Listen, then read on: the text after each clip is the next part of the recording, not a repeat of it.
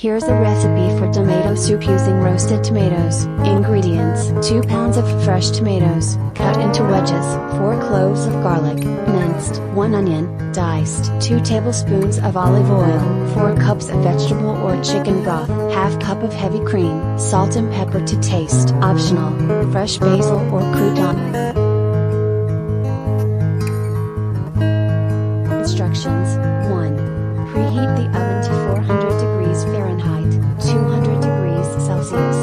Line a baking sheet with parchment paper. 2. Spread the tomato wedges on the baking sheet and drizzle them with olive oil. Season with salt and pepper. 3. Roast the tomatoes in the oven for 30 to 40 minutes, or until they are soft and caramelized. 4. While the tomatoes are roasting, heat the remaining olive oil in a large pot over medium heat.